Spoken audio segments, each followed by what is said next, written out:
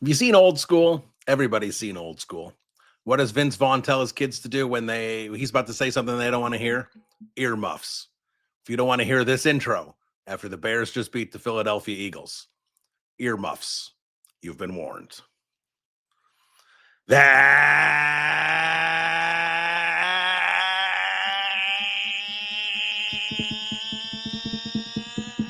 right. Bear down, Bears fans. It's time for another edition of the Chicago Bears podcast, Bears Banter, powered by Second City Gridiron. Bill Zimmerman with you. And oh my God, the Bears are legit. Look out, NFL. The Chicago Bears have eliminated all your excuses. And now you want to try. The Eagles are collapsing. Well, maybe the Eagles are collapsing because the Bears just beat the snot out of them for 60 minutes of football. We are here, and we are going to talk about this Chicago Bears team. We're going to talk about him for a few minutes here, and we're going to talk about him with Adam Jahns of CHGO. He's going to be by here in just a little bit. Always a great conversation with Johnsy, but man, oh man, we need to talk about this game because, oh my goodness, like if you tell me that you were aroused from this game, I'm going to say that's okay. Like, it was that good of a football game from Ben Johnson, that good schematically, that good of a game plan, and that good of execution from that offensive line. And if you listen to this podcast a decent amount, you know I'm a trenches guy. We got a lot of trenches guy on Second City Gridiron with Jeff and Lester and myself here, that we look at the trenches. We love the trenches. This was a Monet. This was the Mona Lisa. What Ben Johnson, and I'm not sitting there. I'm not Brian Baldinger. I'm not watching all 22s across the league every week. So I can't sit here and tell you what this looked like week in and week out versus, when Shanny really had that 49ers run game humming a few years ago in San Francisco, and some of the stuff that Ben Johnson did in Detroit. Like, I mean, obviously I've seen it, but I haven't studied it as much as I've looked at the Chicago Bears trench play as frequently as I do throughout the season the last 5, 6, 7, 8 years. And this is without question the best run scheme and run execution I have ever seen watching coaches film, ever. And I'm not saying it's the best because I haven't seen it all, but it is the best I've ever seen. And I am a nerd. I look at a lot. It was incredible. Not only did they dominate at the point of attack, play in and play out, and move excellent Eagles defensive linemen yards upon yards off the football and pancake blocks, and just the misdirection. Zach Bond and Reed Blankenship didn't know where the hell the plays were going. They were just, Ben Johnson was toying with them. It's like if you own a cat and you got that fishing, the fishing line with the little like dangly feathers on the end, and you dangle it and let the cat chase it around.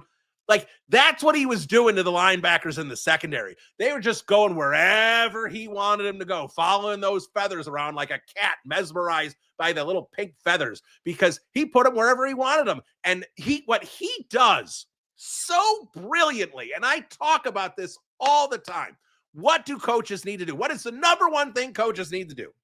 They need to put their players in a position to succeed. And a lot of times we talk about that. We talk about that with defensive players. We talk about that with wide receivers and running backs and obviously quarterbacks. We don't talk about it enough with the offensive line. You can go back to the Colts game last year, the speed option disaster. We all remember the goal line play, dead on arrival. And what I did when I talked about that play is, not only was it dead on arrival, but when you looked at it and said, all right, what are going to be the individual, matchups? What are going to be what each offensive lineman has to do? What is their assignment for that play? And every one of them was at a disadvantage, that they had to take significant reach steps to the left to be able to get out and get their guy, that their guy was already going to have a step or a half step on them ahead of time, and that they were going to have to, every one of them was going to have to make that kind of execution block. But what Ben Johnson does is whether it's with misdirection, whether it's with motion, he'll move a guy over a step, he'll freeze a guy for a millisecond just to give Tooney, Jackson, Dolman, whoever it is, the opportunity to get to the second level and get there more comfortably where they can seal their guy off properly. And it was perfection against the Philadelphia Eagles. This isn't just some, and you want to say whatever you want to say. That's on the offense about the Eagles' problems. That's Jalen Hurts and stuff. This defense has still been humming. This is Vic Fangio, guys. This is the guy that all we want to say as Bears fans is Matt Nagy did nothing. Vic Fangio was the reason the Bears went 12-4, and maybe he was. But Vic Fangio, he got embarrassed by Ben Johnson. Absolutely embarrassed. He couldn't put his guys in any position to succeed. The Bears did whatever they wanted. The schematic advantage of Ben Johnson is next level. And guys, here's the thing. How good is Ben Johnson going to get? This is year one. This is only his third, fourth year calling plays in the NFL. He's not Sean McVay and Kyle Shanahan. He hasn't been doing this for a decade. He's been doing this a few years. He's on his way up. His trajectory is still going up. This is like we debate all the time about Caleb Williams. Is he the guy? Isn't he the guy? What should they do? We do it with all our quarterbacks. We don't really do it with our coaches because our coaches, we either say they're good or they suck. Ben Johnson not only is good, Ben Johnson is great. And I'm going to ask you this question. You guys all mocked me when I said Ben Johnson's already on the Mount Rushmore of Bears coaches. He's on the Mount. He's got the fourth spot. Don't give me, Ralph Jones or whatever from 1932. I don't care if he won a championship. He won a championship with George Halas's guys, not his guys. This is Ben Johnson. He has changed this team. He has changed the trajectory of the Chicago Bears franchise. This isn't a one fluke wonder because Ben Johnson is that good. Guys, the Bears have Bill Belichick, but he's not an ass. They have that kind of advantage. That's the kind of coaching. Not Bill Belichick, North Carolina. No. Bill Belichick, 2006, where he had 3 steps ahead of every other coach in the league. That's what the Bears have with Ben Johnson. And that's what I'm saying. Right now, every head coach is available. And the Chicago Bears can trade Ben Johnson to any team in the league for their head coach. No draft picks, nothing. But not for this year. Moving forward. So you got to take in all factors. You want to say, I'd trade for Andy Reid. Okay, that's fine. Andy Reid's great. But Andy Reid is, 67, 68 years old? How much longer is he going to coach? Well, I trade him for Sean McVay. Okay, McVay's great. He's a brilliant offensive mind. Is Sean McVay going to quit and go do television in 2 or 3 years? Been rumored for years that he wants to take a little bit of a step back. So who are you trading Ben Johnson for? I think the one name that might come up is Kyle Shanahan. Kyle Shanahan keeps struggling to win the big one. I know he's been there. He hasn't exactly gotten there with Patrick Mahomes. He got there with, Jimmy Garoppolo. That's not exactly an easy task to try and beat Patrick Mahomes with Jimmy Garoppolo. But Kyle Shanahan, part of the 28-3 debacle. Now he's lost a couple Super Bowls. Can Kyle Shanahan win the big one? Ben Johnson, we don't know if Ben Johnson can win the big one. Kyle Shanahan doesn't seem to get all his ducks in a row for that big game on Sunday. So who are you trading Ben Johnson for? I think the answer might be no one. I think Ben Johnson, if you had a head coach draft right now, whoever has the number 1 pick, and you want to talk about intelligence, leader of men, age, potential prospects in terms of getting better and moving forward, I think Ben Johnson's the number 1 pick. That's who the Bears have as their head coach. You cannot ask for a better outcome than what Ben Johnson has done this year for the Chicago Bears franchise and for this team. It's been remarkable. Like with Matt Nagy, even when Matt Nagy was humming early on in 2018 with those things, what we talk about, he can't marry the run and the pass. He runs the football. He's just like, all right, let's just run it off tackle with Jordan Howard. There we go. We got to run. We got to run so we can, keep teams, off balance or whatever. We got to run because we have to run, not because I want to run. Like that was the Matt Nagy, right? Ben Johnson wants to run. Ben Johnson wants to dominate the line of scrimmage. And Ben Johnson can marry the run and the pass. He can use the exact same looks in the running game and with the same personnel and go, this is a run to the left, run to the left, run to the left. No, it's a pass to the right. Like he's marrying the concepts together. They are all building towards something. He is doing a brilliant job. He's setting things up. Like, is there a reason the Bears keep figuring out ways to win in the fourth quarter? Is it perhaps, yes, the players are making the plays they need to make, but is it perhaps that Ben Johnson is spending 3 quarters collecting data about what the defense is doing? And instead of just saying, well, this is what our game plan was, we're going to keep doing this and keep doing this and keep doing this. No, he said, all right, the Vikings are doing this, right? The Eagles are doing this. He's getting data points, and he is using those data points to tweak and evolve within game, not for the season, within the game. So the plays he's calling in the fourth quarter have the best percentage chances of working well because he's got his game plan. He now knows what the defense's game plan is, and he's got the chess match going, and he's winning these chess matches week after week after week. You can't be happier with what Ben Johnson is doing. And Ben Johnson's doing such a good job. That brings me to Bill Zimmerman's favorite punching bag, and that is Ryan Poles. And I am not about to sit here and tell you I was wrong. Ryan Poles is a genius, and Ryan Poles is the greatest GM in the league. I'm not going to tell you that. I will probably never tell you that because I think there are enough issues with Ryan Poles that I'm going to always question him. Maybe he can change my mind, but it's going to take a lot of work for him to change my mind. But we need to be fair to Ryan Poles. And when I was criticizing Ryan Poles for the last few years, and you guys would sit here, your Ryan Poles defenders would sit here and say, you can't blame him for Tremaine Edmonds. He signed him for Matt Eberflus. You can't blame him for DeAndre Swift. He signed him for Shane Waldron. You can't blame him for this. You can't blame him for that. But the successes you give him credit for. You'd say, oh, Braxton Jones is his guy, and Tyson Bagent's his guy. But the other guys that didn't work out, well, that was for Eberflus. That was for Waldron. That was for, Luke Getsy, whoever. And I would sit there and say, no. Maybe he sat down with Matt Eberflus and said, yeah, let's give Tremaine Edmonds $72 million. In the end, it's Ryan Poles' decision. He's in charge of personnel.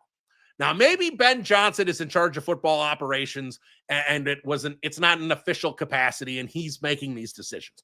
Until we learn if that's the case, then Ryan Poles is in charge of football operations and Ryan Poles is making decisions on personnel. So even if Ben Johnson says, hey, Jonah Jackson was awesome for me in Detroit, I want Jonah Jackson in here. DeAndre Swift, I can work with him. Let's keep him around. I love this Kyle Monangai kid. I don't know what happened. I wasn't in the room, but maybe certain guys were Ben Johnson guys. And CJ Gardner-Johnson, oh, well, that's a Dennis Allen guy. Like, we can sit here and assign guys to the reason the coaches wanted these certain players on the roster. But in the end, until we hear differently, unless we hear that this is a Chiefs structure and Andy Reid is running the Chiefs football operations, unless we hear that that's the case with Ben Johnson, then right now we have to say that Ryan Poles is the one making the decisions and, he has the final say. And if I'm going to sit here and criticize him for Tremaine Edmonds, at the time and say, I don't want to pay a linebacker $72 million. And if I'm going to criticize him for the failed moves, Nate Davis, Chase Claypool, all the failed decisions he made, then I also have to be able to sit here and say that Ryan Poles can potentially improve and grow into his role and become better as a general manager. And maybe he has done that. Maybe he hasn't. But regardless, this season, the hiring of Ben Johnson, Joe Thuney, Drew Dahlman, and Jonah Jackson, Ozzie Trapillo, Theo Benedict, The secondary with Nashawn Wright, C.J. Gardner-Johnson. They all haven't been perfect. Odengbo didn't work out. Grady Jarrett hasn't been great. They haven't been perfect. He's not batting 1,000. But he has put together a hell of an offseason with some of the free agent moves, with a couple of the trades, with the draft. A lot of the guys, not everyone. That's okay. Ruben Hippolyte doesn't look like that's going to work out. And we can all say we first guessed that one and didn't like it. But Kyle Monangai in round 7, excellent. Luke Newman has been pretty damn good in limited opportunities, right? We all love what we're seeing from Burden and Loveland now. Shamar Turner, maybe that doesn't work out. Maybe he has a big season next year. We will see. But this draft class overall has done a heck of a job. The free agent and trades have done overall a good job. And even Grady Jarrett, who may not have done a lot on the field, we keep talking about the players, talking about how much he's helped off the field. Like that can't be excluded either. What we are seeing from this entire franchise and how this team has changed from 2024 to 2025, we need to give Ben Johnson a ton of credit.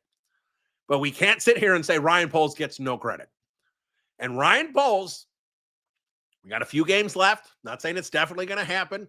Certainly, the Patriots, they had a hell of a turnaround. Wolf's probably going to be in consideration there. You've got other teams you can consider in terms of executive of the year.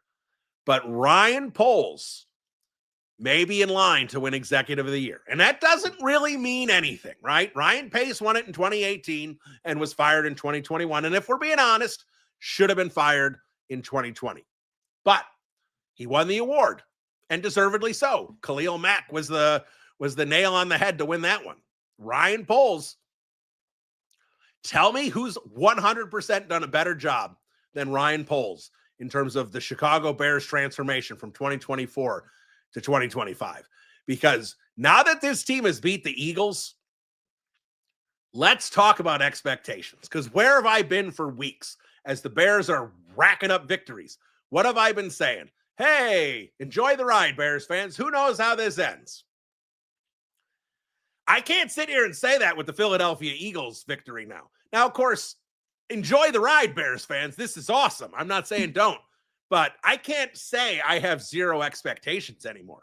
Hey, if they make the playoffs, great. If they go 10-7 and miss the playoffs, great. Hey, it was a heck of a year. Hell no, man, because what I saw against the Philadelphia Eagles on the road, the score was not indicative of what that game was. That was a thorough ass kicking. And if that offensive line can do that against other great teams, if you can do that against the Rams, if you can do that against the Patriots and the Broncos, that's right, I'm talking about AFC teams as well. If you can do that, you can beat any team in the NFL.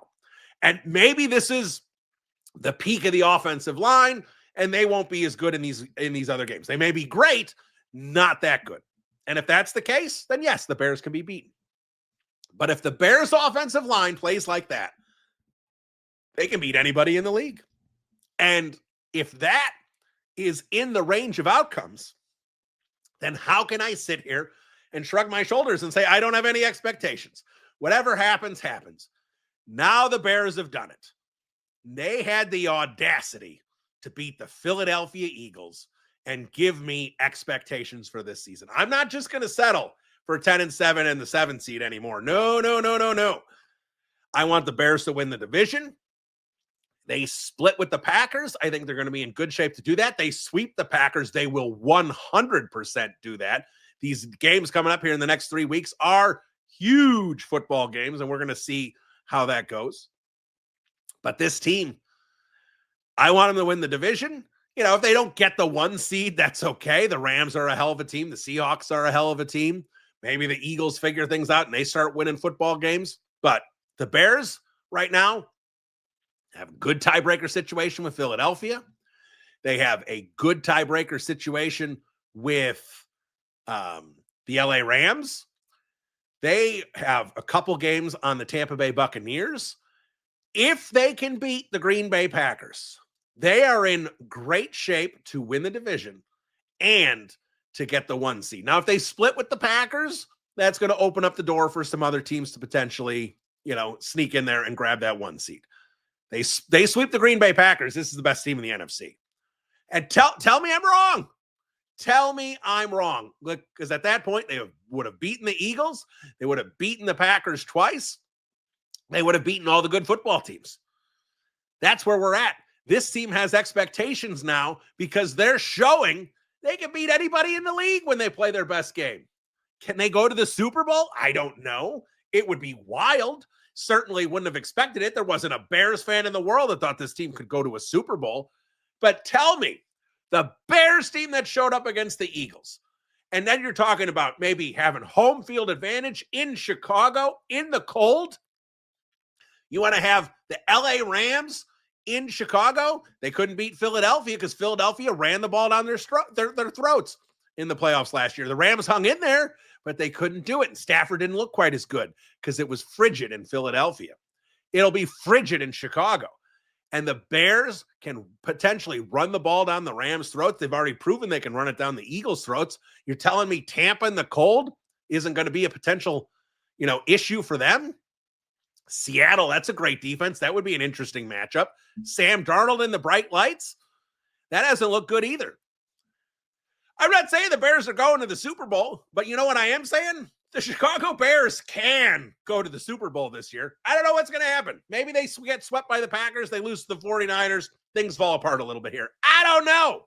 But what I do know is that the Chicago Bears are showing the potential to be that good. And in a year where suddenly the Eagles might be fading, where the Chiefs might miss the playoffs, where the Ravens might miss the playoffs, where the Buffalo Bills only seem to win games if Josh Allen turns into Superman. If he's only a lesser superhero, they can't win. And maybe Bo Nix is there or Drake May is there because the Broncos or the Patriots win. You telling me the Chicago Bears are nowhere near as good as the Denver Broncos? You telling me Caleb Williams can't outduel Bo Nix? Like, it's a weird year in the NFL. And maybe, just maybe, the Chicago Bears are weird enough to have a wild level of success. I don't know how this is going to go. But what I do know is it's going to be a hell of a lot better than any of us thought back in August. And certainly what any of us thought after the Bears lost by 30 points to the Detroit Lions. And now it's Packers week.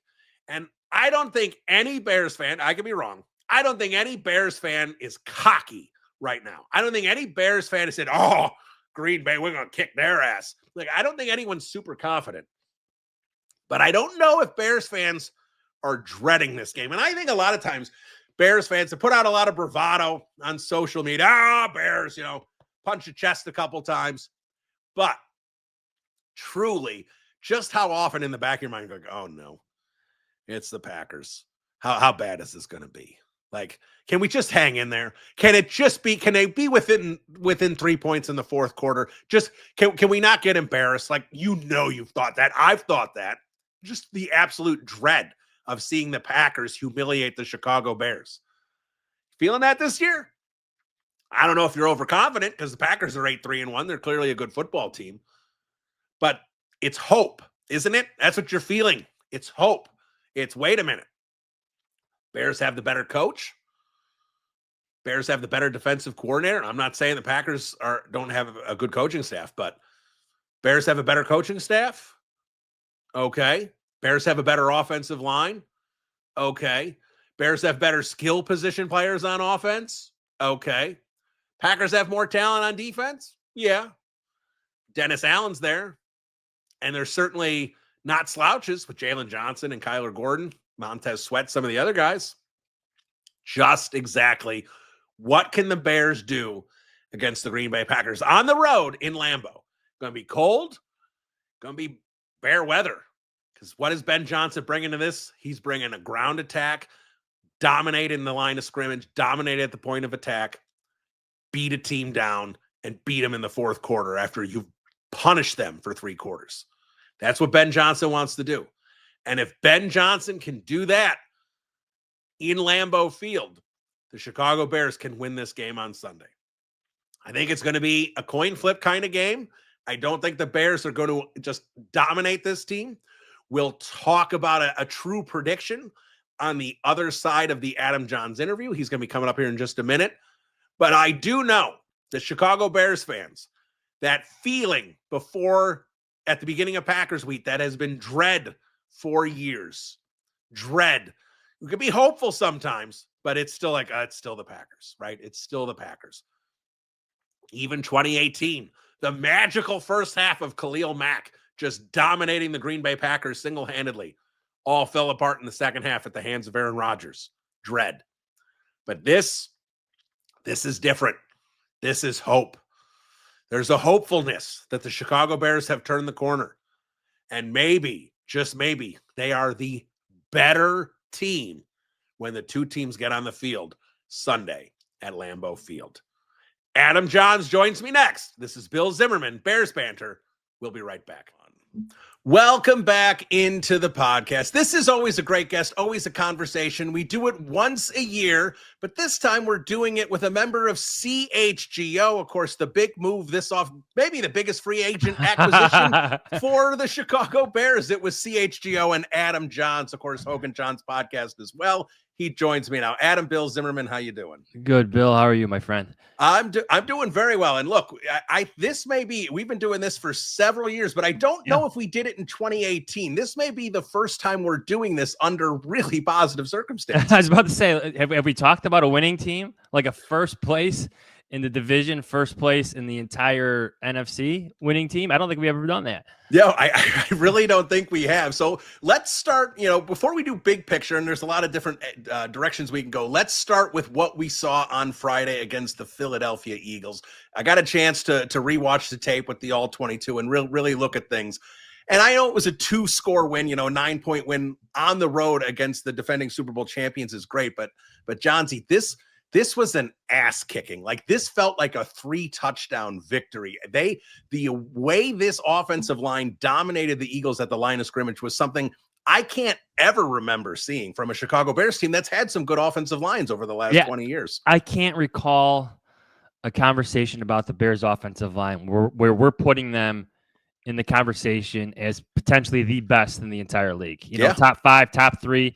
Like, that's the conversation. Look at any metrics you want to see, or just look at the running stats, or just look at the tape, just like you did against the Philadelphia Eagles, where they're moving this very talented Eagles defensive line and then some off the ball, driving them 5 to 6 yards left or right, opening gaps, as big as you could hope for against the Eagles.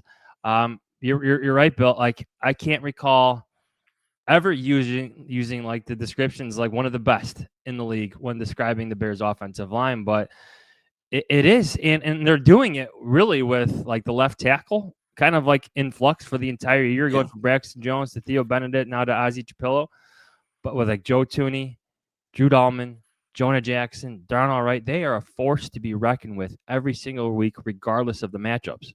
Yeah, and you talk about Joe Thuney, and left tackle's a question, but when you have a guy like that next to that position, it's just going to elevate who's ever over there. Because, I mean, and this isn't just the talented Eagles front four, which we talk about with Davis and Carter and Smith and all these guys they have up front, but this is a Vic Fangio defense. I mean, Vic knows what he's doing. I mean, I was looking forward to the Fangio-Johnson chess match, and it was checkmate early with Ben Johnson and Vic Fangio. So much variety in the run game. I just love it. It's like inserting Romadunze into the C gap to help blocking, or just the motions to create leverage. Just so many different things that Ben Johnson presented. Well, Vic Fangio this week and other defensive coordinators in previous weeks.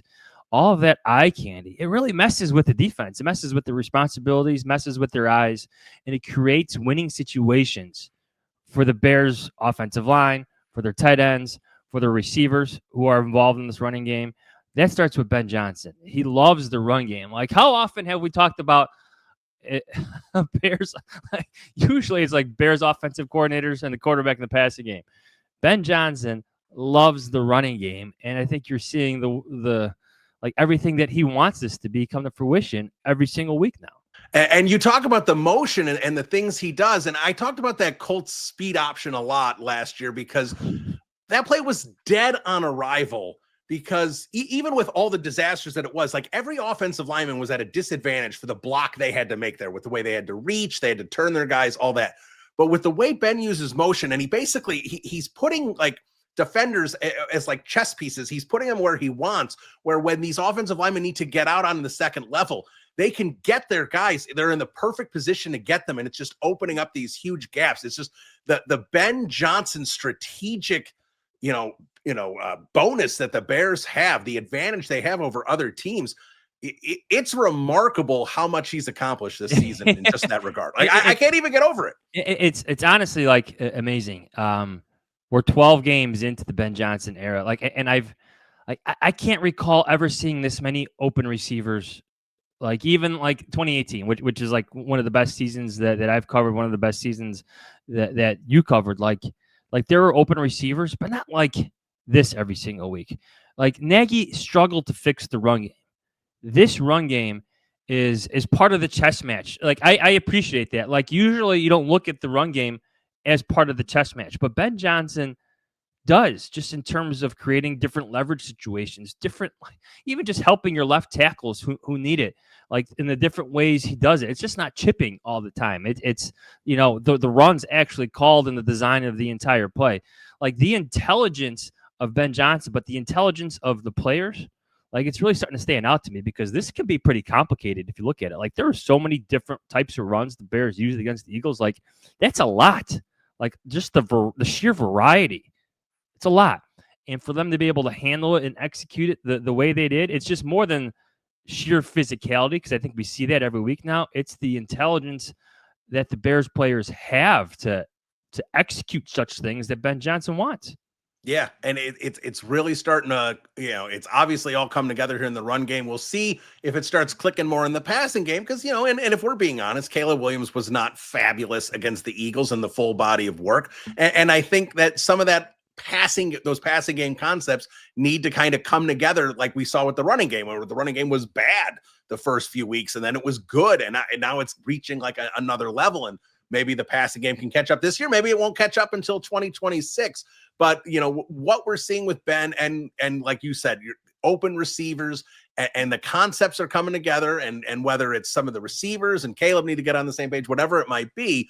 But then you still see the Caleb Williams, the alien throw to Cole Kmet that only maybe he's the only one in the league can make it. When you see that and you see the run game, and you can just see just how close this offense is to maybe truly being an explosive top 3 or 4 offense in the league. Yeah, and that's not a criticism of Caleb, right? Like no, not at all. Like we shouldn't be sensitive about this. Like his numbers need to be better. His completion percentage used to be better.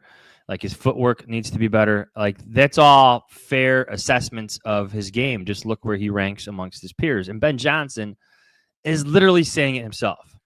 But to your point, Bill, like you see the signs of it. It's him going, I think, 5 for 6 in the fourth quarter, and he's got that Cole Kmet touchdown to help seal the win against the Eagles. Like you see glimpses of it. Like I think he's missing open targets, but to me, context is needed. He is in his first year in this offense, second year in the entire league. Like to me, I would consider it a positive that he's getting to those open receivers on his progression and throwing that way. Now the next step is the actual production.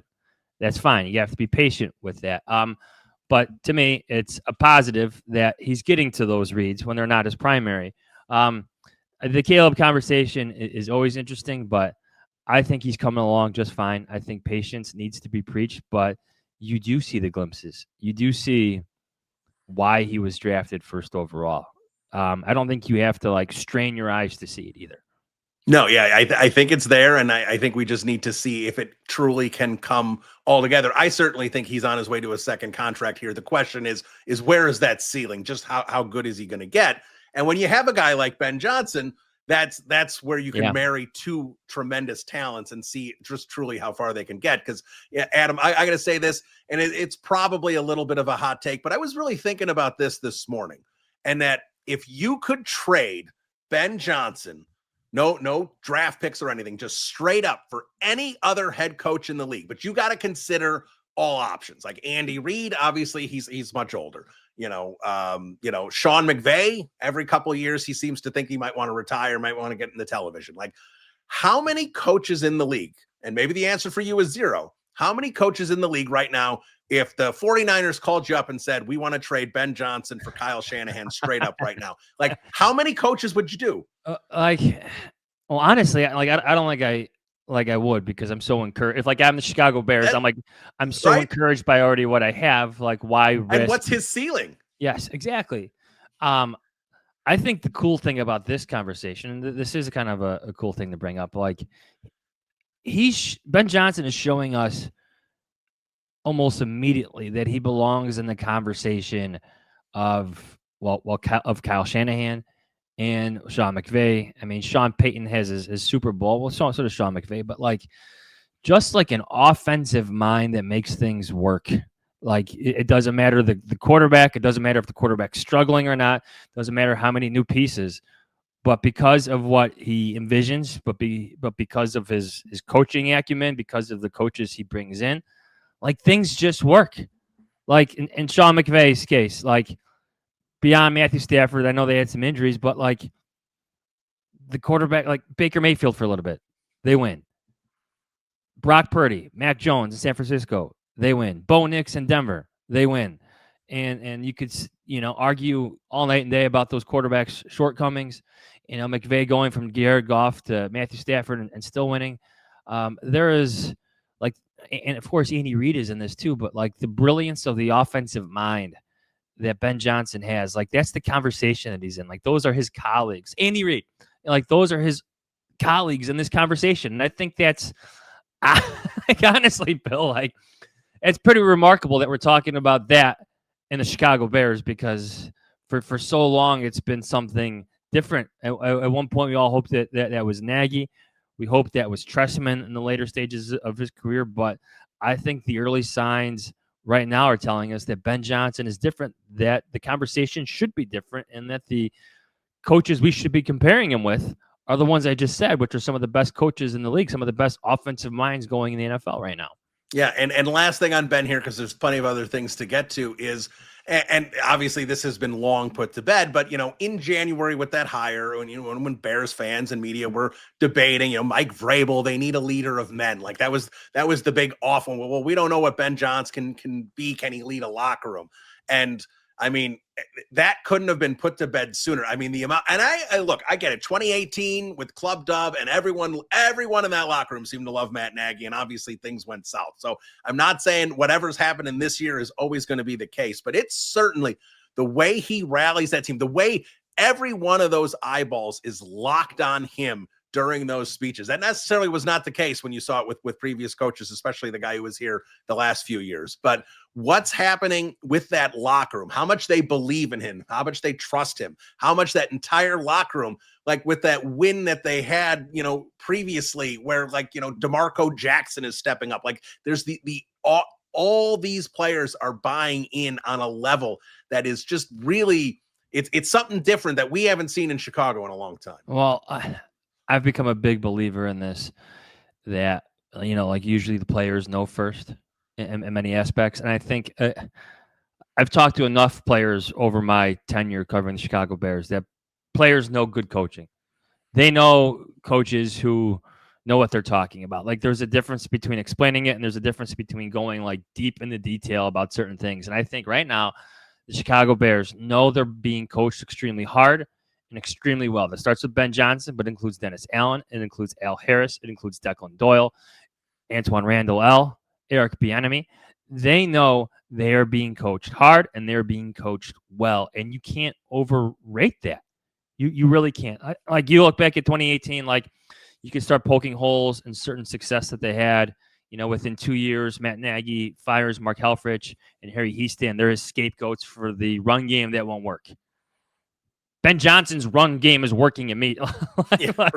Like it's functioning at an entirely different level right now in year one. Like when you hear Ben Johnson say that he's upset with the run game and he goes into the bye week and he comes out and this is what it does, weeks later, like that's something. Like that's something to buy into as a player. I think that's what's happening at Halas Hall. And I think it's been happening there since July. Now that we have some games to really analyze. I think we're all seeing now like everything they've put into this, starting all the way in the offseason. Yeah, and you brought up the assistant coaches, and that's absolutely something worth talking about for a second, because look, this is not the first time we've seen a great coaching staff. In fact, I would say that John Fox's coaching staff that he put together here was outstanding, with Vic Fangio and Adam Gase, and a lot of those assistants were outstanding assistants. And yet the Bears couldn't win more than 3, 4, 5 games a season under John Fox. Yeah, obviously, you need the talent there as well. But the way these assistants have coached, what we've seen from like the development in the secondary with guys like Nashawn Wright, with Al Harris, and the scheme that Dennis Allen has put together, getting pressure from the secondary when he can't get it with the front four, the Kyle Monangai development with Eric Bieniemy, like what we're seeing from this entire coaching staff beyond Ben Johnson is incredible. And I always love to bring it up, like, and I unfortunate for him personally, but the fact that Dennis Allen's had a couple swings at the head coach and failed, him and Ben Johnson could be the duo here, kind of like Andy Reid and Steve Spagnuolo for years and years. Yeah. Well, I mean, that's where things got away from the Nagy Bears once Vic Fangio was gone. Yep. Like some of that coaching expertise left the building. And as we learn from that experience, like a Vic Fangio is extremely difficult to replace. Like you brought up John Fox, like the energy of Ben Johnson just strikes me as so overwhelmingly different than what John Fox presented on his third stop in his coaching career. Like, I bet you he was different early on in Carolina. I bet you he was different early on, like his first year in Denver, before his health, got away from him a little bit. Like what's going on now with the Bears, like the energy, the good, better, best is one thing, but that I call it like a maniacal energy from Ben Johnson that has existed since the day he arrived at the building. Like all those stories early on about the attention to details, him yelling at his players to get off the field because the first team offense wasn't good enough. Like that energy just feels so extremely different for me, like as an observer, because that's never really existed here to that level before. In my experience, like watching every single training camp practice, I'm like, okay, that is something different. That is something real. And I want to find out how real it is. And you talk to the players, and it is very real. And I know I'm rambling here, but just, like I just can't get over the fact that you have this coach who has this offensive expertise, who wanted to be here, but also happens to be a very good leader of men. Like that was one of the question marks about Ben Johnson. Can he be a leader of men? Yeah, go look at his locker room celebrations. I think he can be. Yeah, no, he's absolutely, this entire locker room has embraced him for sure. Now let me talk about the other side of the coin here in terms of the faces of the Bears front office and coaching staff, and that's Ryan Poles, who he has been a punching bag on this podcast frequently. There's been plenty of things I've criticized him for in the past, but like, and people would say, oh, well, that he did that for Matt Eberflus, that's, you can't kind of, but I said, no, look, the buck stops with the GM. It was his decision in the end. And now when we look ahead, now people who want to discredit Poles, oh, that was the Ben Johnson guy, or that was the Dennis Allen guy. And that may be true. But again, the personnel decisions come to the general manager. And when we look at Ryan Poles' offseason, where he has hired Ben Johnson and he has brought in like a brand new offensive line, 4 guys across the offensive line, drafted like Kyle Monangai, and what we've seen now with Loveland and Burden. And has everything been perfect? Has Grady Jarrett been what they hoped? No. But at the same time, enough of these pieces, even CJ Gardner-Johnson midseason to save the secondary, the amount that has worked for the Bears this offseason into this season to get them to the number 1 spot in the NFC right now, there's a few games to go, so we'll see what happens here. But Ryan Poles has to be on the short list for what they're going to consider for Executive of the Year. If Ben Johnson is a candidate for Coach of the Year, which he is, then Ryan Poles should be a candidate for Executive of the Year. They're paired in this, in my opinion. Whether it's Ryan Poles really just presenting to Ben Johnson that, hey, we want you here, let's work together, and Ben Johnson agreeing to it. Like, you can't overstate that enough. Like, if Ben Johnson wanted to, maybe could have forced Ryan Poles out of here, but he didn't. He wanted to work with Ryan Poles. And then later, Ryan Poles delivers by rebuilding his offensive line. Like signing Drew Dahlman is one thing. Like, that's a no-brainer. Best guard or best center on the market, fits what Ben Johnson wants to do, then go get him. Like, that makes sense. You have the money, go get him. But then to trade for Joe Thuney, no one saw that coming. To execute the trade for Jonah Jackson, maybe some people saw that coming, but still, very good trade. It helps rebuild the offensive line. Now, Ozzie Chapillo, let's see how this plays out. But the early signs, not even early signs, we got 5 games left in the season. I think we know that Kyle Monangai is a good football player. Colson Loveland is a good football player. That Luther Burden could be an extremely dangerous and explosive football player when he gets the ball in his hands. These are Ryan Poles draft picks. They are.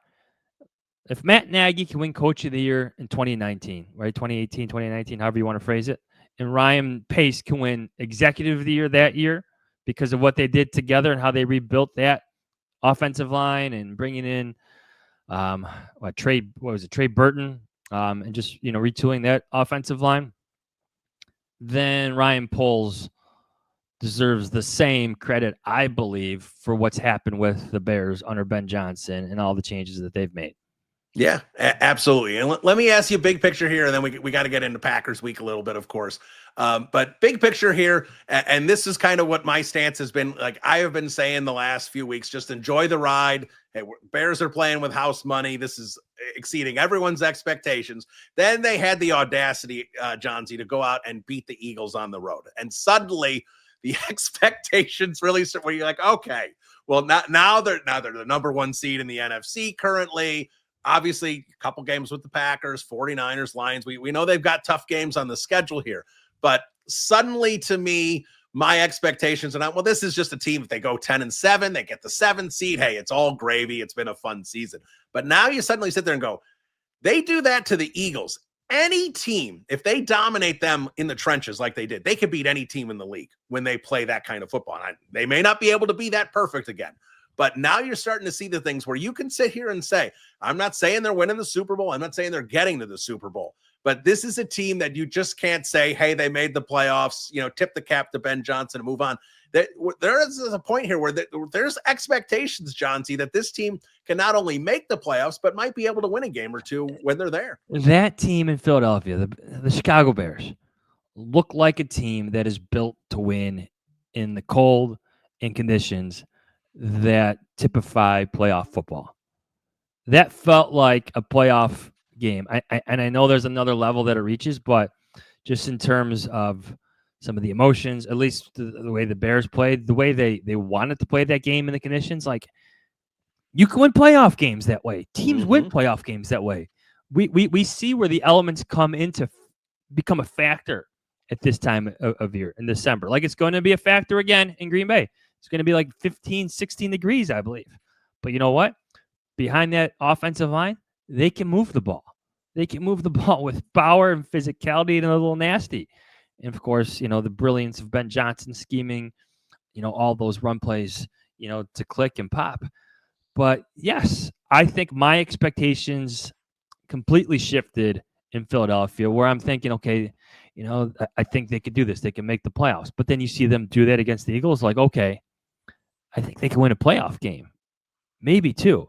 If this passing game gets going, in all seriousness, like, look out. Like, if this is just, 2 or 3 percentage points better, look at completion percentage, look at passer rating or QBR. If those go up, just 2 or 3 points, those are 3 or 4 more completions and potentially touchdowns that enter the conversation for the Chicago Bears. And I think it's completely possible. So, yes, that game in Philadelphia changed my expectations, and I think it changed a lot of expectations for everyone about this Bears team across the league. Yeah, absolutely. It was eye-opening, I think, for a lot of people who just kept discounting this team. They haven't beaten anyone. Pittsburgh didn't have Aaron Rodgers. There was always a reason. Cincinnati didn't have Joe Burrow. There's always a reason. It was kind of there's no reasons. I know Philly's locker room's not happy, but there's no when you go and do that you can't come up with excuses. I get the criticism of the Bears wins, but you can only poke so many holes in it. Like, to me, it's always so simple, Bill. It's better than the alternative, and we know the alternative extremely well. Yes, we do.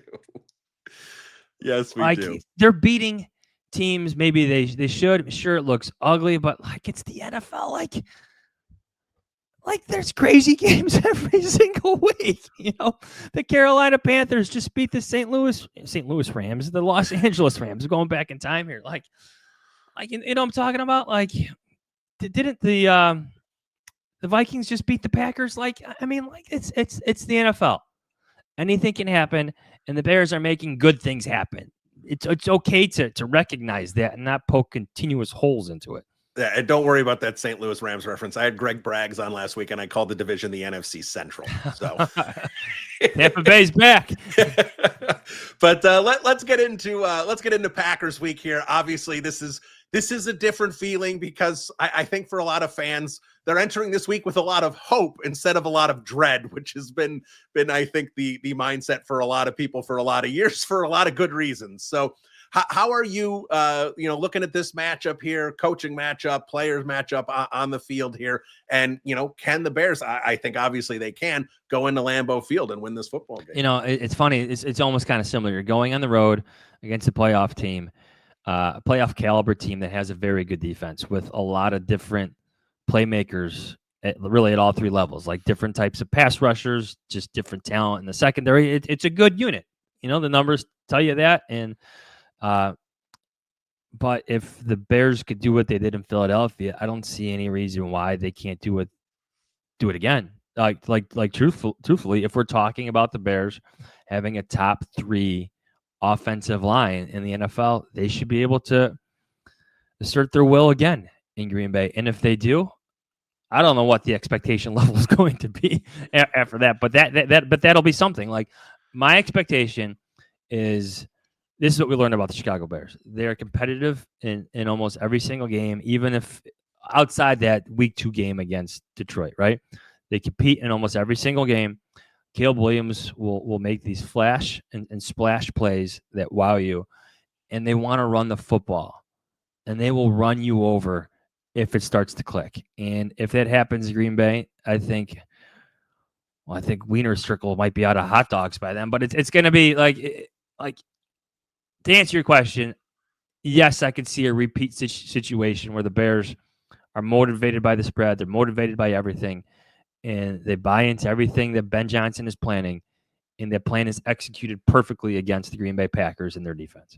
Do you think these players appreciate, embrace, and understand the Packers rivalry? It seems to be ebbs and flows, where sometimes the locker room's really dialed in on it, and sometimes the locker room feels like they just treat it like another game. See, that's why I appreciate like Ben Johnson in his introductory remarks taking some veiled shots at Matt LaFleur, because the best rivalries need some of that juice, some of that energy. Like in all sports, you need a little anger, you need a little hatred. That's what makes a rivalry great. Let's not be friends in this. It doesn't have to be that way.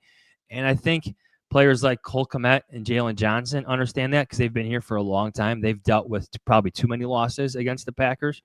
And now it's probably on them to get on board. But I think Ben Johnson's comments are a great starting point. And like, he's setting the standard already with a little trash talk on day 1 when he's hired by the Bears.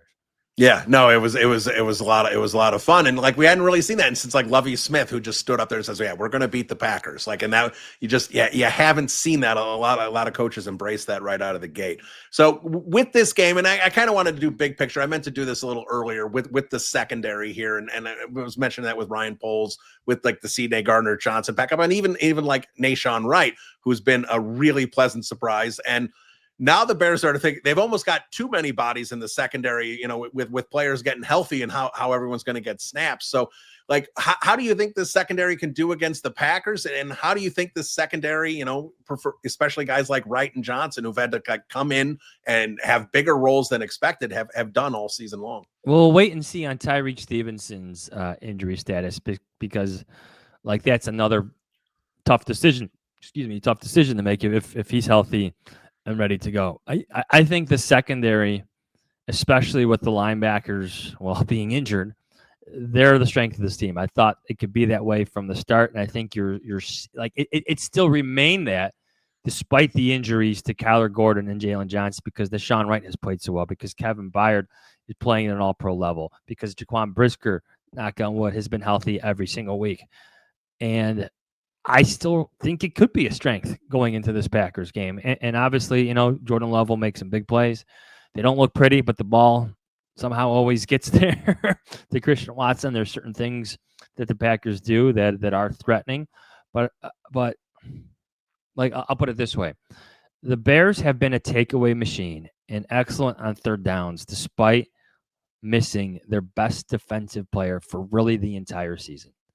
And now Jalen Johnson will be back for his second game since his surgery. He was on a snap count, obviously in Philadelphia. I'm not sure what that snap count will be against the Packers, but it may not even exist. The same thing applies to Kyler Gordon, who I think is in the conversation for being one of the best Bears defensive players on this roster. I don't think that's even I don't even have to make a strong argument. I think that's pretty obvious. He's just the Swiss Army knife of this defense. What Dennis Allen does, I don't know. Maybe a lot of dime looks to confuse Jordan Love, but it's a good problem to have because this secondary right now is absolutely loaded. Yeah, and like a guy like Nahshon Wright, I keep seeing, Bears fans saying, we got to sign this guy. We got to sign this guy. And I get it. He's had, especially the last few games, he's not just getting the takeaways, but he's been much better in terms of his coverage, and he's really been sticky. But at the same time, how are you going to pay all these guys? Like, you've already locked down Johnson. You've locked down Gordon. Tyreek Stevenson's, potentially up for an extension. It's almost like, I know Wright's been great, but where could he possibly even play in 2026? Yeah. Well, him or Tyreek Stevenson, but that's a conversation for another day. Like, I got a story coming up on Wright, and just like his relationship with Al Harris is something. It's something special. It's more than just player coach. So if Al Harris leaves and becomes a defensive coordinator somewhere, maybe that's the exit for Wright, and the comp pick formula works out in the Bears' favor. But maybe that's a story or a conversation for another day. Like, at this point, I'm going to go off with Al Harris. Told me, last week, he thinks Wright is one of the Bears' best 11 defensive players. So he's going to be on the field. And I get that it's not perfect in coverage for him. It's never going to be for a member of the secondary, but his ball production just can't be replaced. It's the interceptions, it's the fumble recoveries. He's just having one of those magical seasons where the ball just comes to him and he's making the plays. And I think Al Harris, I think Dennis Allen recognize what's happening, and I don't think he's going to leave the field, at least this year, anytime soon. Yeah, it's a great problem to have, Johnsy. All right, well, there he is, Adam Jahns, of course, of CHGO and the Hogan Jahns podcast. You can catch all his great content over there. Johnsy, thanks for the conversation. We'll do it again in a year, and hopefully we'll be talking about an even better Bears team in 2026. That would be something. Bill, anytime. All right, there he is, Adam Jahns. That was a good interview.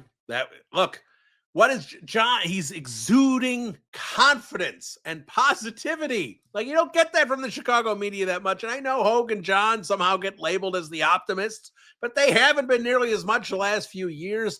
And they're feeling it. We're all feeling it. So the Chicago Bears. This is fun, guys. This is fun. And speaking of fun, what would be fun? Wearing Second City Gridiron merchandise out and about in the city of Chicago. Make sure you check it out. Sales galore going on, holiday sales, merch from all your favorite shows. I tweeted out the link recently. You can get it. It's everywhere. Second City Gridiron merchandise. You can Google it, however you want to get to it. But the Second City Gridiron merch is there for all your favorite shows. We're talking about Wrap It Up with Jacob Infante. We're talking about Bear and Balance with Lester and JB. We're talking about Mac and Reed. We're talking about Bears Over Beers. We're talking about that little show they call Bears Banter. We're talking about Bare Bones. We're talking about Monsters, Making Monsters with Taylor as well. All the shows are on there. All of them are represented. A lot of great merchandise. Get hoodies, hats, whatever you're looking for. Make sure you check it out. But let's get to the mailbag. We got some questions here. Let's jump right in.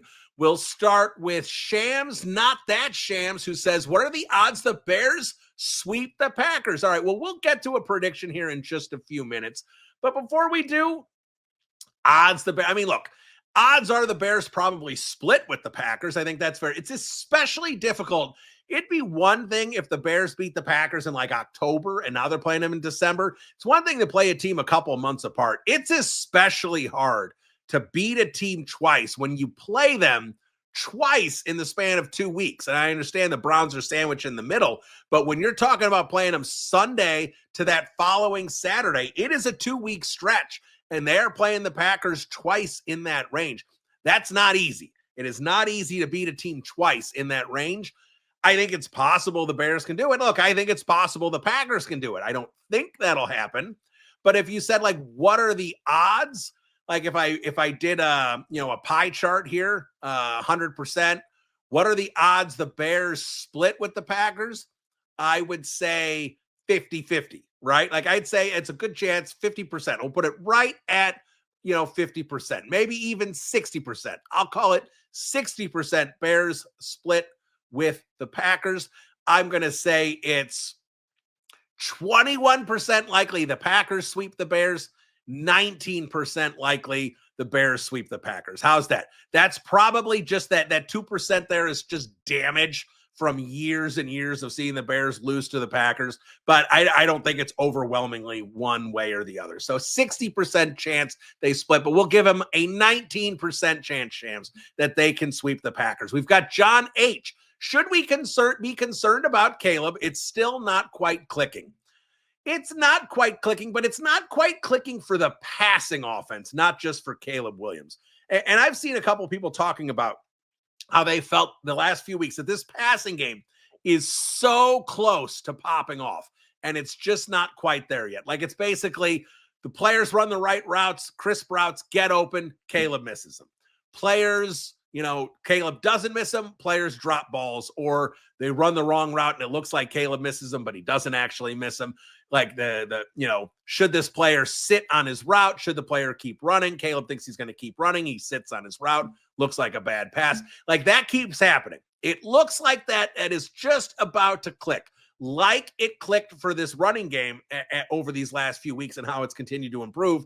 And of course, we see the brilliant game against the Eagles. Like, is it getting that close for the passing offense? I can't tell you that. I'm not concerned about Caleb. I think 2026 is going to be a huge year for Caleb Williams. And I'll tell you this, John, if we're on like October 15th, 2026, we're like 6 games into this thing. Caleb Williams has 5 touchdowns and 2 interceptions, and his passing completion percentage is still around 60%. And, we're still not quite seeing everything come together. That's when I'm going to start having concern. But with how Ben Johnson coaches this team, with how good this running game is, how much I trust these talented skill position players, I think it's going to come together. And it may not come together this year. It may look like this the rest of the season. I'm hoping it doesn't. I'm hoping it comes together here real soon, but it may not. But regardless of that, I do think it's close. I'm not concerned about it. Like I said, I don't think it's that it's not quite clicking for Caleb. I think it's not quite clicking for the passing offense. But again, if you're not an all 22 guy, what I would do is I would seek out some of the tape analysts on social media. And I don't know exactly what they've all done, but whether that be some of the former quarterbacks, like QB school, whether that be like a Brett Coleman, Brian Baldinger, Doug Farrar, any of these all 22 types that put stuff out and push stuff out on social media. Go check them out and see if they've done some study work on what Ben Johnson did with the Bears, plan against the Eagles and the execution. Because what you're going to see is how complex this running game is, but complex in a good way, where once you understand all the concepts, know who your assignments are, how to position defensive players, how those chess pieces all work. Once you see it, it comes together, and it comes together beautifully. And that's what we saw. So with the passing offense, it's just kind of like once they all kind of understand, because they've all got to work together. All 11 guys have to do the right assignments here, or it doesn't quite work. In the run game, that's what we're finally seeing. Everyone's figuring out exactly what their assignments are. It looks beautiful. We'll see if they can do that in the passing game here in the next few weeks. If it gets a little better, and John's mentioned it, if the passing game can click, man, This offense will be explosive. The defense will get some turnovers, and it'll be a beautiful, beautiful thing. And I forgot to mention this, speaking of getting turnovers. The tush push. Did the Bears break the tush push? Think about that. If the Bears broke the tush push, do you know how cool that is? The unstoppable play that is the Philadelphia Eagles tush push. The Bears say, hey, if you can't get in front of it, what if you get to the side of it where they can't protect Jalen Hurts? And if they start trying to protect Jalen Hurts from the side, that's less people in the middle and doing that push. So perhaps, just perhaps, the Bears broke the tush push. We'll have to see, but that was awesome. All right, Susnick, are you a fan of eggnog? And what have your initial thoughts been on Ozzie Trapillo? Ozzy's look good. Ozzie was a part of a machine there with the Eagles. And again, like I said last week, Susnick, not sexy on the tape. It's big body, gets in front, kind of does what he has to do. But overall, the results have been effective. I think 100% because Trapillo's got the traits. And I do think, well, it's funny I say this, you lose a little in the run game from Theo Benedict. That certainly wasn't the case against the Eagles. You definitely have an improvement in the pass game. So I would continue to stick with Trapillo and see where he's at, because you need to solve left tackle if you can. At least you need to have an understanding if the left tackle for 2026 is on the roster. I know we need to focus on this season and the playoffs, but you can't ever not think about next season. You've got to always constantly, Ryan Poles and his staff need to constantly be thinking about next season and who fits into what and who can they afford, who can they not afford, and how that's all going to come together. So they need to kind of see, do we have a left tackle? Are we moving Darnell Wright to the left side and keeping Trapillo on the right side? Can Trapillo be the left tackle moving forward? Can Theo Benedict be the left tackle? Like, the Bears have to make that decision now so they understand how to approach the offseason. If they just ran Benedict the whole time, and like, oh, I don't know if Ozzie Trapillo can do it. We never gave him another shot. But they're giving him a shot. So far, pretty good, Susnick. Not lights out, not home run, but good enough right now. And we'll see if he can improve over the next month of the season. I would like him to keep the starting job. And as for eggnog, I do like eggnog. Probably not as much as I did 10, 20 years ago, but I do like it. It's definitely a nice holiday treat. I'm certainly not going to have eggnog in April. You have maybe like 2 glasses a year. That's probably enough. Maybe 3. Do like a little nutmeg on there. I'm certain I can drink it with or without alcohol. I'm not an alcohol, like eggnog has to have rum or it's not good. I'm not one of those types. I drink a lot of Bloody Marys around the holidays. I like a lot of seasonal beers. I'll work in plenty of alcohol. I don't need my eggnog to have alcohol. If you're handing me one with rum in it, I'm certainly not going to complain. But overall, for for what eggnog is, it's a nice holiday treat. But I am not would never be a year-round eggnog guy. I don't certainly like it that much. I know some people with some of these things are like, oh, I wish this was available year-round. Not with eggnog. It's too rich. It's too thick to have it as frequently throughout the year. Beardom81, who is on your Mount Rushmore of Chicago Bears, including coaches and front office people? Is Jim Finks on there? Well, Jim Finks is certainly one of the most underrated pieces of Chicago Bears history, because he is, I think most Bears fans know this, but if they don't, he is certainly the architect for the most part of the 85 Bears, even though he wasn't there. The 83 draft, go look it up. One of the great drafts in NFL history in terms of a single season. Richard Dent was on there. Jimbo Covert was on there. Willie Gault was on. I mean, just starter after starters, like a couple Hall of Famers. Dent was a late pick, 8th, 9th round, I think. It was an absolutely incredible draft from Finks in 1983, and that was it. And then he left.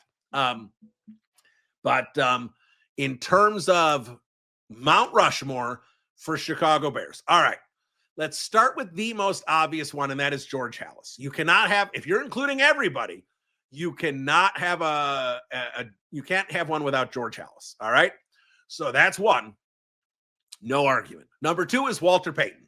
Walter Payton is arguably one of the top 5 players in NFL history. He was one of the great stars. He meant a ton to the city of Chicago. And while you still, if you come across Walter Payton highlights on Twitter, I dare you to scroll past and not watch. Like, you have to watch. Incredible motion with the ball, and he could do it all. Catch, block, obviously a great runner. He was the complete package. Walter Payton, that's the second one. Those two are undebatable. I think if someone gives you a Mount Rushmore and one of those two isn't on it, then you just tell them they don't know anything about the Chicago Bears. Now, the next two guys, I think it gets a little trickier. I put a guy on here that I think a lot of Bears fans wouldn't, because I don't think they like him, or at least they've grown tired of him, but that's Mike Ditka. Mike Ditka, for multiple reasons. Mike Ditka is one of the top tight ends, 10 tight ends in NFL history. He revolutionized the tight end position. Before Mike Ditka, the tight end position was basically a blocking position. Like, nobody, an occasional catch here or there. Mike Ditka was the first guy where you're like, you can actually have a big dude in the passing game that was ferocious and could bowl people over, be a matchup problem. That was Mike Ditka. He revolutionized the tight end position, opened the door for John Mackey, a couple other of the pass catchers in the 70s, Ozzie Newsome, into Kellen Winslow. And Kellen Winslow is the guy who revolutionized the tight end into what we see today with the Gronks and the Kelseys and the Shannon Sharps and all the other great tight ends in history there. So Ditka's on there, not just for the play, but for the coach as well. The Bears have won Super Bowl championship, and Mike Ditka was a part of it. So for me, Ditka gets it because he is a part of the last two championships. He was a player and a coach, all-time great player and coach of the greatest single-season team in NFL history as far as I'm concerned. So Mike Ditka is your third guy on the Mount Rushmore. And the fourth gets really interesting. And I think that's really debatable here. If you look at what Red Grange did and Bronco Nagurski did for the Chicago Bears in the 20s and the 30s, I don't think that can be ignored. Gale Sayers is an all-time great. Dick Butkus is an all-time great. Jim Finks, I think that's an interesting, I wouldn't put Jim Finks on there, but Jim Finks is a very interesting idea, Bairdum. So I don't discount that one at all. For me, though, I think it has to be Dick Butkus. Dick Butkus was a defensive superstar when there weren't a lot of defensive superstars in the league. He was just a cusp before Mean Joe Green, who was a star in the 70s for the Pittsburgh Steelers. There's like Chuck Bednarik. He kind of played both ways. There wasn't a lot of great defensive stars, not great players. I'm not saying there weren't great defensive players before Dick Butkus. I'm talking about stars. You had a little bit with the Rams, with the Fearsome Foursome, with Merlin Olsen and Deacon Jones. You had some. I'm not saying they didn't exist, but Dick Butkus, not just who he was as a player, and he's one of the great linebackers in NFL history. I think he is the best linebacker in NFL history. I think Ray Lewis fans will tell you I'm wrong, but I think Butkus better than Ray Lewis, because I think Butkus, again, everything evolves, things change, but Butkus was a great pass guy. I mean, Ray Lewis go sideline to sideline like nobody, but I think Dick Butkus, interceptions, pass coverage, was excellent there. Ferocious as all can be. Dick Butkus couldn't play football in 2025. He'd get arrested.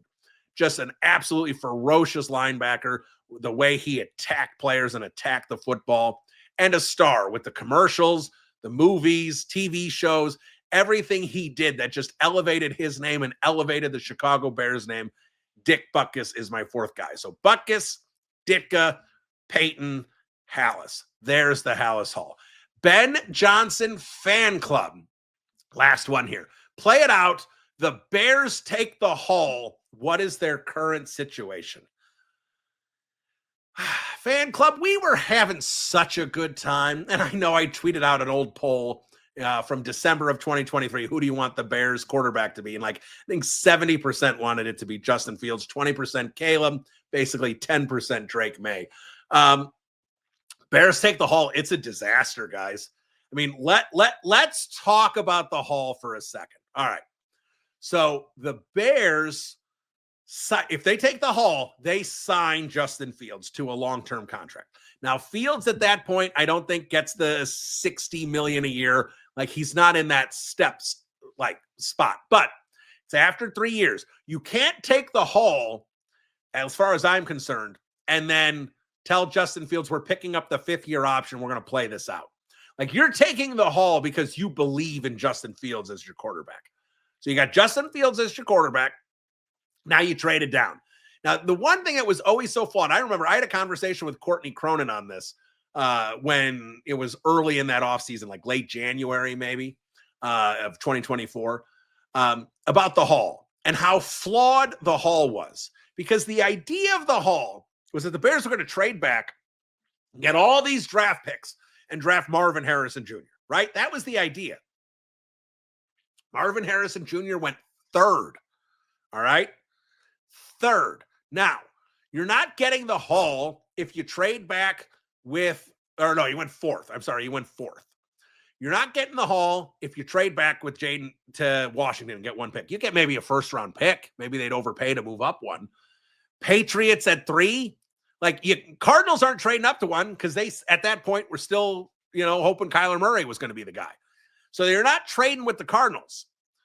You got to, if you want Marvin Harrison Jr., you had to stay in the top 3. Trading from 1 to 3, they're going to get a 1st-round pick and a 2nd-round pick, maybe 2 1s if they really play hardball. But the idea that they were going to get tons and tons of draft picks because everyone was going to give up mountains of picks for Caleb Williams, that may be true. But you needed to trade back further. Like, you needed to contact the New York Giants at 6 and, play it out. So let's play this out. Let's play this out that they got the haul. Giants come up and draft Caleb Williams at 1. Bears have the 6th pick. Now, here's what I'm going to say about that situation. Joe Alt's off the board. Marvin Harrison Jr. is off the board. I know for a fact the Chicago Bears would not have drafted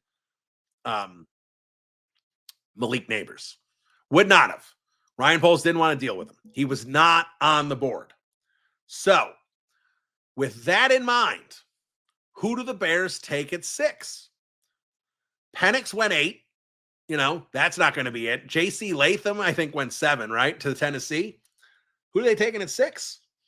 I think they're taking Rome Odunze. All right, fine. So now the Bears have Justin Fields and Rome Odunze and a couple more draft picks, right?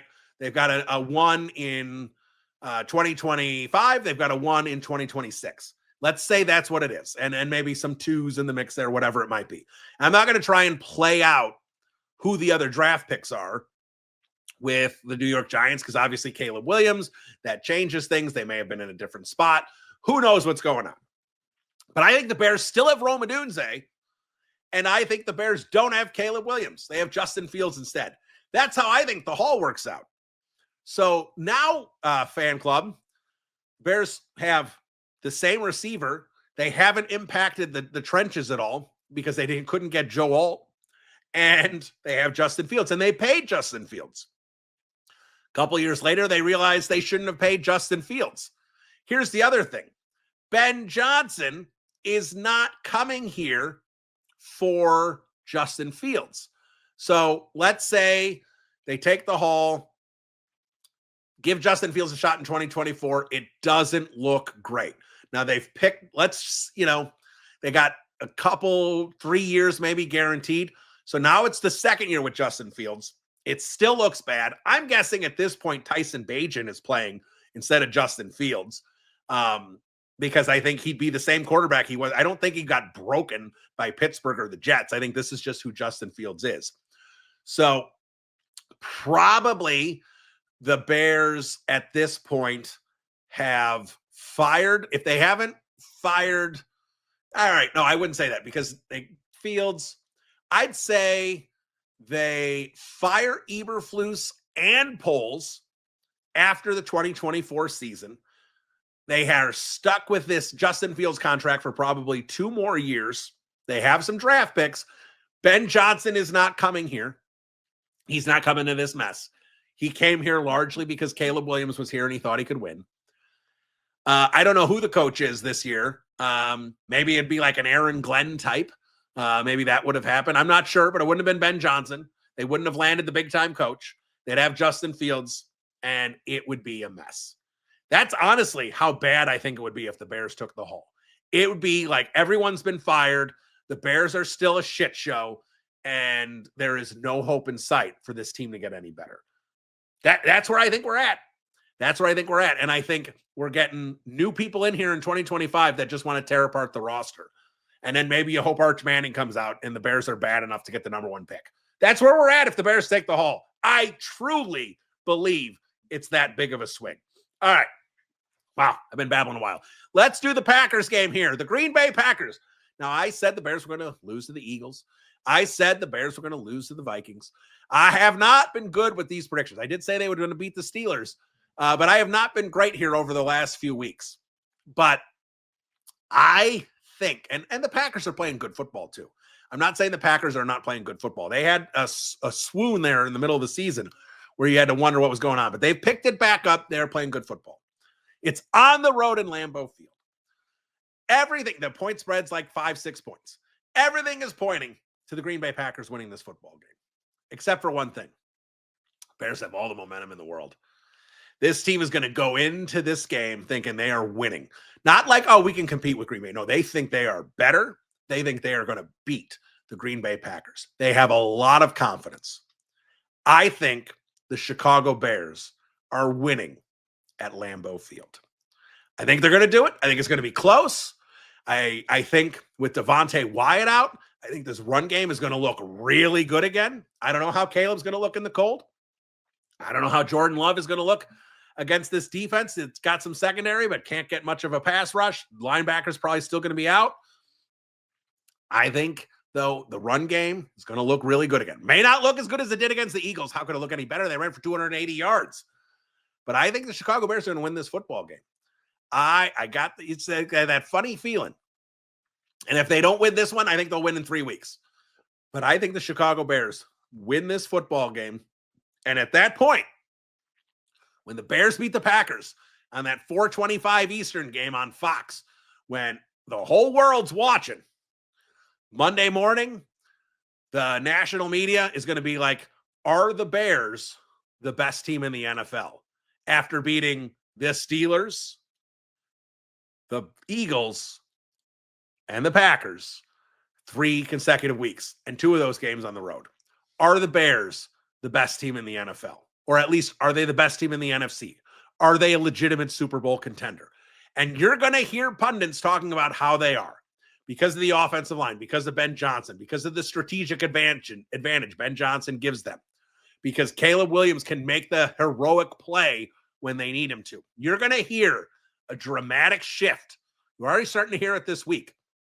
The questions are being asked. They weren't being asked before. Everyone was shoving them aside. But now the questions are being asked. And next week, after the Bears beat the Packers, the national media is going to start answering those questions as, yes, this team is legit. Yes, this team can win a Super Bowl. They are that good because Ben Johnson is that good. We cannot undersell or oversell, I should say, how good Ben Johnson is. I think he is going to be in the conversation for best coach in the NFL for years and years. And he could be here for 10, 15, 20 years. He's that good. Bears beat the Packers. Final score, 24-20. Bring it home, Chicago. We'll talk to you next week. Bear down, everybody. Adios.